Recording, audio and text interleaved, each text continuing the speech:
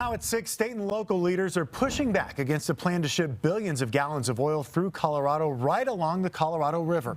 Good evening, I'm Michael Spencer. And I'm Karen Lee. They say that if a train derails on this line, it could put the entire Colorado River basin at risk. Spencer Wilson joins us live now to talk more on this. And Spencer, this fight, of course, years in the making, but those politicians are hoping their recent push will stop the United Basin Railway project from coming to Colorado.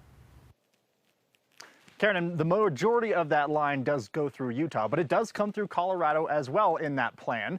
And its plan is to ship billions of gallons of petroleum fluids along that railway alongside the Colorado River, which our state leaders say simply can't happen.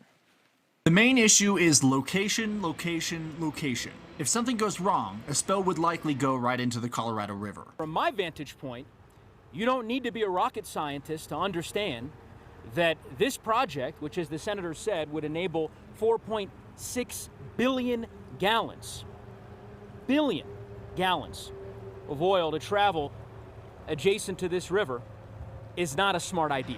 Garfield County commissioners are among the few supporters of the line. They say we can't say no to any project that supports energy independence right now. We are in favor of domestic energy production, I want to note, but you're supposed to do that in the right and the safe way. This is not the right or the safe way. Because they argue, well, if something goes wrong, we're in big trouble in the canyon.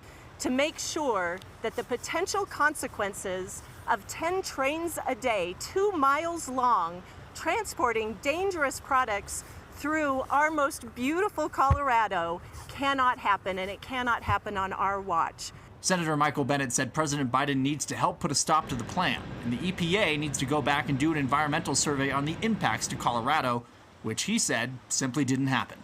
The Department of Agriculture, I think, mistakenly decided that they weren't going to stop this project. There's an opportunity for us to stop it with EPA. I think there's an opportunity for us to stop it with the Department of Transportation. And I'm not, by the way, generally in the habit of over-promising ever. But I really do believe that if we keep pushing, in the end, we're going to persuade them of what's right here. Now, Senator Michael Bennet even went as far to say that if President Biden did not stop this train coming through Glenwood or Colorado in general, it would be a black mark on his environmental record throughout his presidency. Well, Spencer, we also know that some of those trains carrying petroleum products are already on those railway lines through the canyon there. You had some in your story there.